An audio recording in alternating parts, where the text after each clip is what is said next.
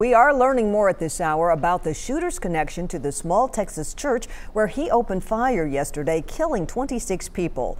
The sheriff says the gunman, who did not have a license to carry a gun, did have family ties there. CBS News has learned the suspect worked as a Bible teacher at one point, although it's unclear where. Meg Oliver is following the morning's developments from the scene.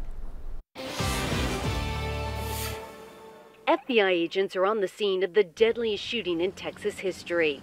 A gunman opened fire inside the First Baptist Church of Sutherland Springs during Sunday services, killing more than 24 people. It was just so much gunfire, and I couldn't watch. I knew what was happening. I couldn't bear to see it. The victims ranged in age from 5 to 72. Investigators identified the gunman as 26-year-old Devin Kelly, who lived about 35 miles away.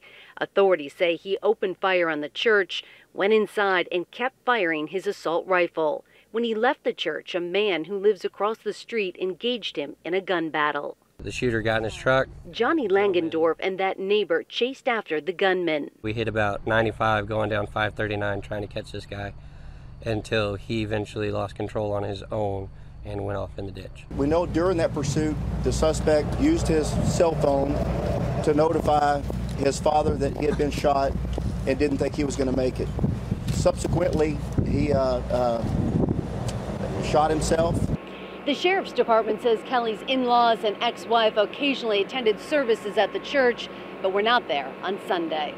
Kelly served in the Air Force from 2010 to 2014. He was court-martialed in 2012 on charges he assaulted his spouse and child.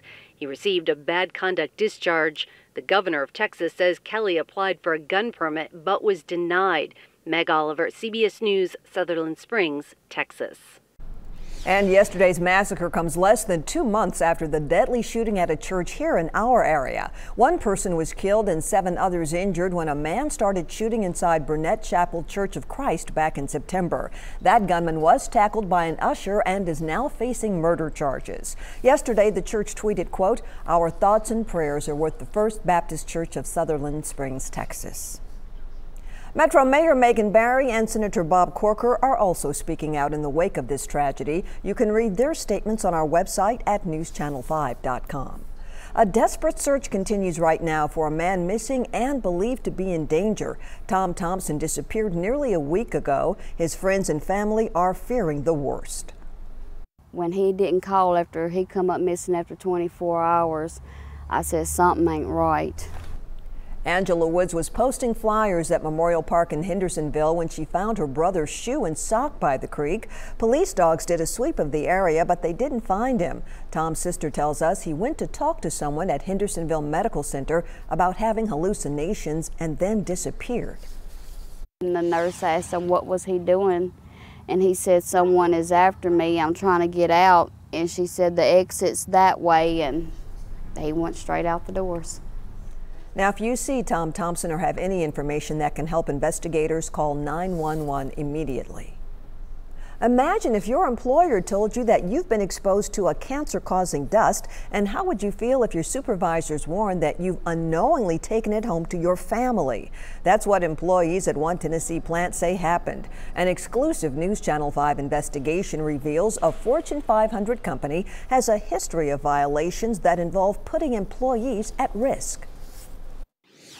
The last thing I want to do is have my daughter in my arms while she's hugging me and her sitting there breathing in the dust right off my uniform. This is not something that is enough. It's 10 years.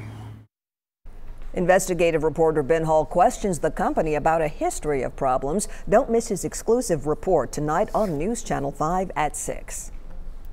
It's a flurry of activity all week here in Music City with back-to-back awards for the songwriters and the artists you love. It started off at the Country Music Hall of Fame last night with the CSAC Awards. The night was all about honoring those who penned classic tunes. To the gambler himself, the legendary Kenny Rogers. He was one of the things my daddy listened to, my mama listened to. Mama always gave daddy, she said, "Why don't you get your beard white like Kenny Rogers, you know?" I mean, that was a big part of my life.